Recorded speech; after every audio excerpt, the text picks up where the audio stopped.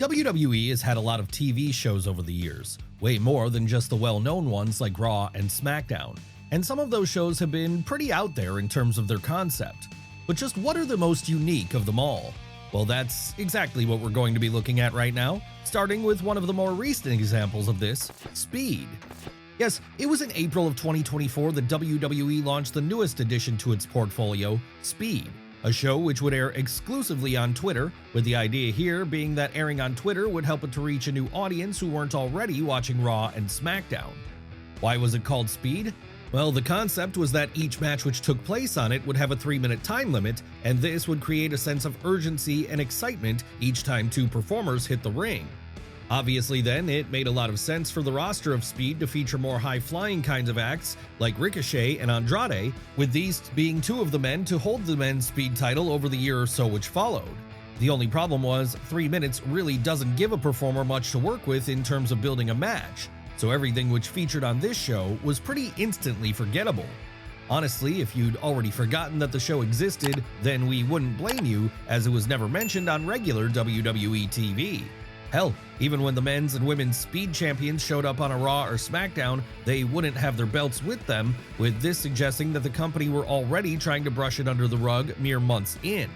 And that would lead to the cancellation of Speed in July of 2025, a cancellation which many saw coming from a mile away. But even if it is now gone, the show remains a curiosity if for no other reason than because it was one of the more unique shows WWE ever created. And it's not like it's gone completely, because as things stand today, the titles of that brand are still being contested over on NXT on Tuesday nights. Does this sound familiar to another title? Something like, say, the Cruiserweight title? It should, because before that belt became an NXT exclusive for a while, it was contested over almost entirely on our next entry, 205 Live. What was the idea behind 205 Live? Well, as the name suggests, it was supposed to be the show where people who weighed 205 pounds or less fought. Basically then, it was the Cruiserweight show, one which had been created after the success of the Cruiserweight Classic back in 2016. Did this provide something which felt different to what was happening on both Raw and SmackDown? Yes, it did, even if the Cruiserweights were also featured somewhat on the Red brand. And that's because on 205 Live, you got to see nothing but high-flying action. Yes, whether it was Mustafa Ali, Cedric Alexander, TJP, or any of the other performers who featured on the show, you could count on the result being exciting to watch. Unfortunately though, it was one show too many for the vast majority of WWE fans to keep up with. That's right, 3 hours of Raw, 2 hours of SmackDown, and an hour of NXT were more than enough for most people back in 2016. So because of that, the added hour of 205 Live, good as it may have been, fell by the wayside for the most part.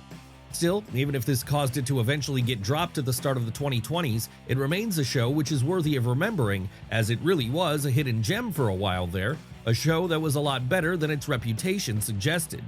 And many of the names who first established themselves there remain in good spots today, with people like Akira Tozawa, JD McDonough, Santos Escobar, and Angel Garza remaining a part of WWE today, all while performers such as Pac, Buddy Matthews, and Swerve Strickland have moved over to find success in All Elite Wrestling. Alas, however, even this wasn't enough to save the brand from dying out, as the audience just wasn't there for it. And for that reason, it exists now only in memory. Memories which are very positive for those few who are willing to check out the Cruiserweight action it had on display every week. But let's move away from modern-day WWE shows for now, and over to ones from a couple of decades back instead, as it's during the late 90s that we find our next entry. A show which had a short shelf life, and which is forgotten by a lot of fans today, but which certainly was a unique one while it was around. That's right, it's time for us to talk about Shotgun Saturday Night. Now back in 1997, WWE was not the same powerhouse it is today. No, back then it was never closer to going out of business entirely, with the reason for this largely being how much WCW was trouncing it in the ratings on a weekly basis. So for that reason, it wasn't like the company was putting out a lot of TV, as there just wasn't a huge demand for it from networks. Hell, as that year began, the only prominent weekly show Vince McMahon had was Raw. Yes, this was before the days of even SmackDown or Sunday Night Heat. But that wasn't to say there were no attempts to add something new to the calendar here, as it would be in January of '97 that WWE first introduced Shotgun Saturday Night. What was the concept here? Well, perhaps as a response to the increasing edginess and grittiness of Nitro over on the other channel, This was an attempt to create a show which had a completely different vibe to what Raw had been in 1996, one which was a lot less cartoonish and a lot more based on realism. So much would this be the case that unlike Raw at the time, Shotgun would air live every Saturday night and would air on a later time slot on top of that, basically making it the David Letterman to the Red Brand's Jay Leno, something which could, in theory at least, get away with a lot more. And it was this ability to experiment a little more which led WWE to push Shotgun Saturday Night in a more unpredictable direction, with shows eschewing the regular arenas Raw would appear in favor of airing from places like Manhattan nightclubs, Times Square cafes, and even Penn Street train station on one notable episode.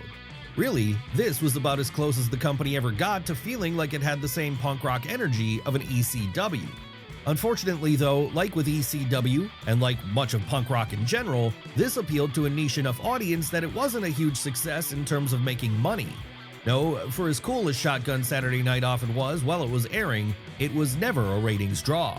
Hell, even as Vince McMahon's promotion exploded in popularity in 1998, Shotgun remained a curiosity at best for most people. So it was then that before the decade was out, it would be over as the B show of WWE fully became SmackDown instead. But don't let that be a reason for this one to go forgotten, as it really did sum up so much of the anarchic nature of the time period. And it's not the only unique, somewhat obscure WWE show which doesn't deserve to go forgotten, as the same thing could be said about our next entry, the Mixed Match Challenge. Okay, current day audiences might be a little more familiar with this one, as it happened relatively recently, in 2018 in fact. And while it was on, it gave us something which we've never really seen much of in WWE both before and since, intergender wrestling. Well, sort of. Because in Mixed Match Challenge, the men weren't fighting the women. No, instead it would be the guys and the girls teaming up with each other, but only fighting those of the same sex, with all this making for a fun break from the norm for WWE. After all, where else were you going to see pairings like AJ Styles and Charlotte Flair, or Alexa Bliss and Braun Strowman? And that wasn't the only thing which separated the show from Raw and SmackDown. No, there was also the fact that the tone here was often a lot more lighthearted and comedic than what you'd find on either Mondays or Fridays. Really, the closest thing we could compare the energy to here would be that of a fun house show match where the stakes are low and everything is verging on being non-canon. And that feeling of it all being non-canon was only added to by the fact that this never aired on TV. No, like with Speed, the Mixed Match Challenge was a web exclusive, airing exclusively as it did on Facebook. Would it be a success on Facebook? Well, it would succeed enough to get a second season later that same year, but after that, interest would not be high enough to justify any further tapings. So, as you would expect then, this has all led to the show going somewhat forgotten by many today, even now, only 8 years on. But it shouldn't be forgotten because, while it wasn't exactly groundbreaking or anything, and wasn't something you had to go out of your way to see, it was a bit of fun for those who did feel like they needed an extra half hour or so of WWE content every week.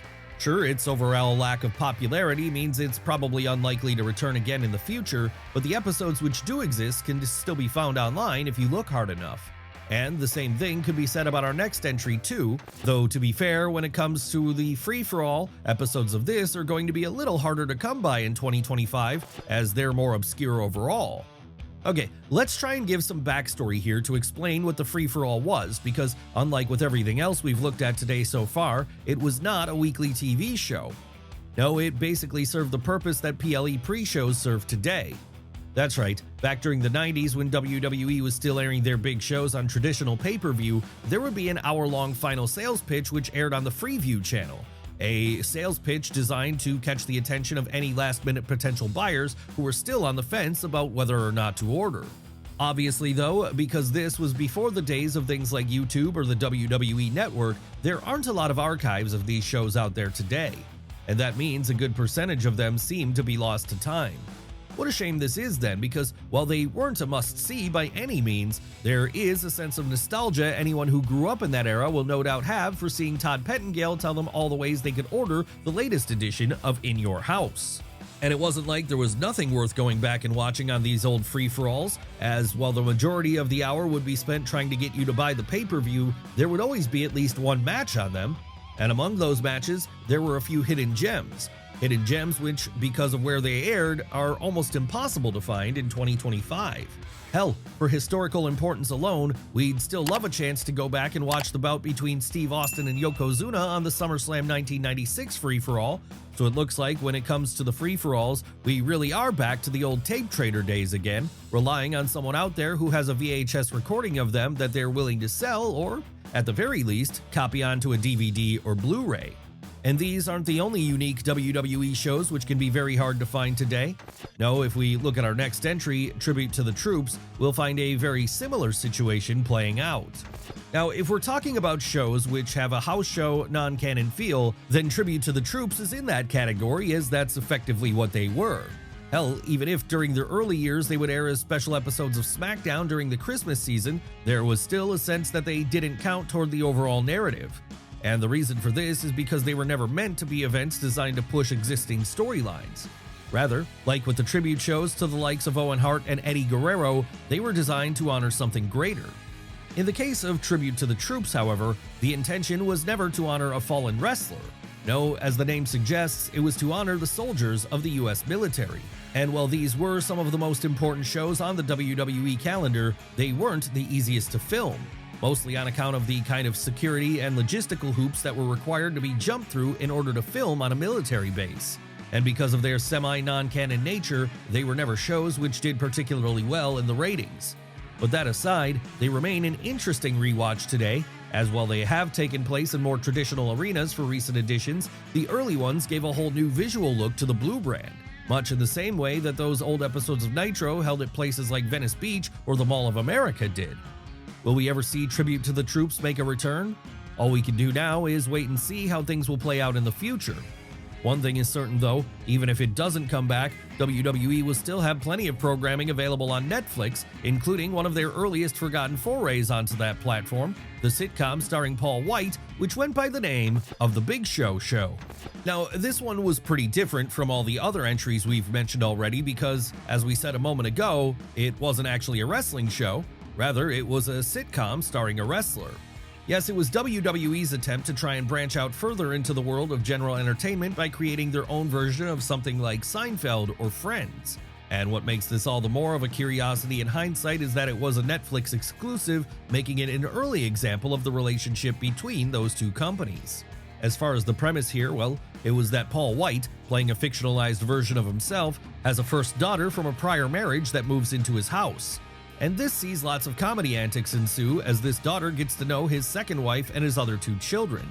Yes, all the usual sitcom adventures and tropes would be on display in this one.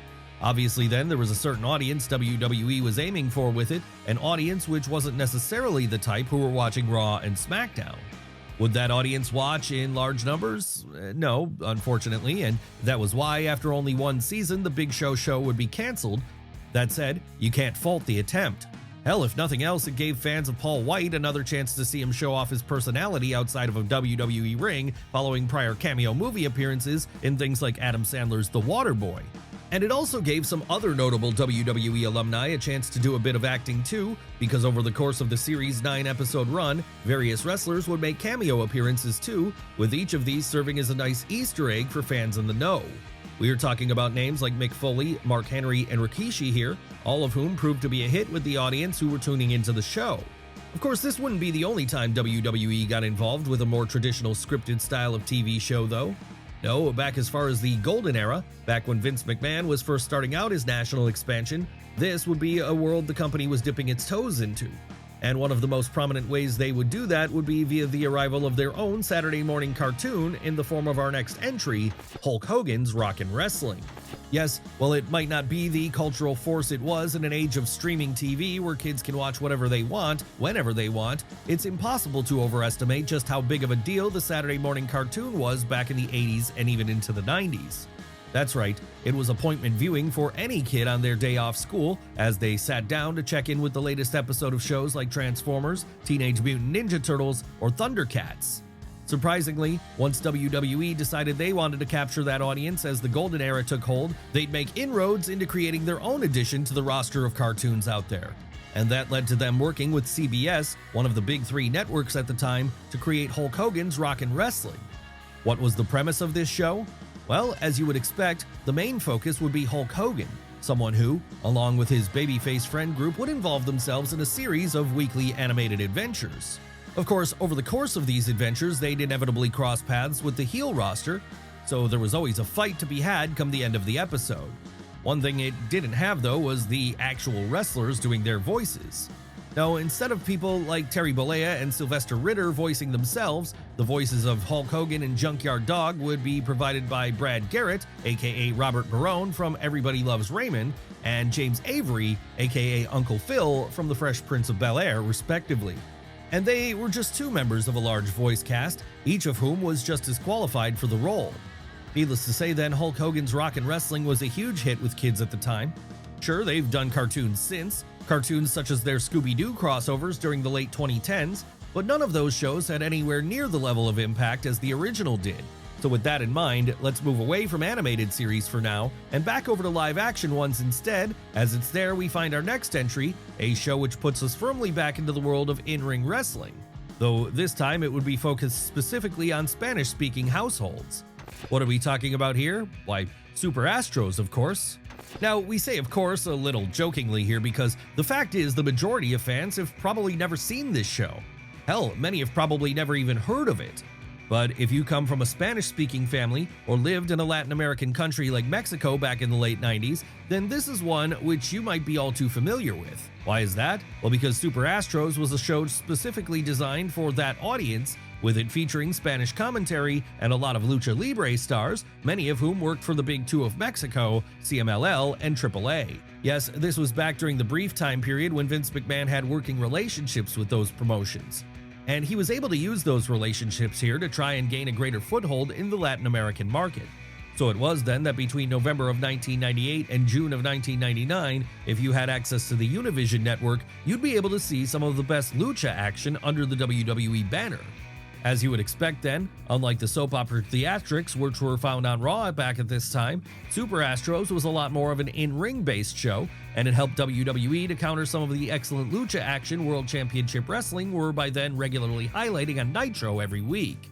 That said, unlike Nitro, which put all those performers on US TV every week and exposed them to a whole new audience, the roster on Super Astros didn't have that same luxury. And with viewership never being particularly strong for the show, this led to it being canceled after less than a year on air. So now that we've looked at Super Astros, one of the more obscure and unique WWE shows in existence, let's move on to our next subject, a show which English speakers are probably more familiar with, at least you would be if you were around during the turn of the millennium period. What are we talking about this time? What else but Bite This? That's right, Bite This wasn't a wrestling show, and it wasn't a scripted sitcom or cartoon either. No, what it was instead was a sort of internet talk show, one in which wrestlers working for WWE were often invited on to talk both in and out of character. Where did this air? WWE.com was the home for a show like that back when it began in 2003. And it would be on WWE.com that we got some memorable moments then. Moments such as the infamous segment where Matt Hardy called in live to confront Lita, with this being mere months after it was revealed to the public that Lita and Edge had been having a real-life affair. And that wasn't the only notable moment which came from Bite This between 2003 and 2006. No, there would also be the time Steve Austin spoke on it out of character in order to trash his booking at the start of the Ruthless Aggression era. That would be the first public sign that the Rattlesnake wasn't happy with the company and would lead to him eventually walking out later that year. So while it isn't something which is talked about much today, Bite This certainly leaves a legacy behind, a legacy as being one of WWE's more unique shows. Sure, by today's standards, it's not so crazy as we currently live in a world of podcasts hosted by a variety of people in the industry.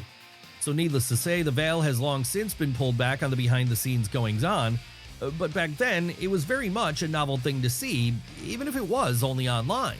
And it also served as an early way for fans to interact directly with their favorite wrestlers, as in a world before Twitter, they could call into the show live and speak to whoever was on, even if that was only hosts like Todd Grisham. So why did Bite This meet its untimely demise then? Well, while it did have an audience, that audience wasn't big enough to stop it from finding itself on the cutting block come the mid-2000s when the company needed to make some financial cutbacks on account of the business being down. And so, like that, in February of 2006, the era of the show would come to an end. But as we said a moment ago, it's not like it didn't live on in spirit via other similar podcasts which came later. And for that reason, its legacy has been allowed to live on in a way the legacy of other shows haven't. Of course, when it comes to the shows we've looked at today though, even if they were forgotten before, they shouldn't be any longer now that we've talked about them. After all, when something as unique as they do comes along, they deserve to have their place in wrestling history secured forever.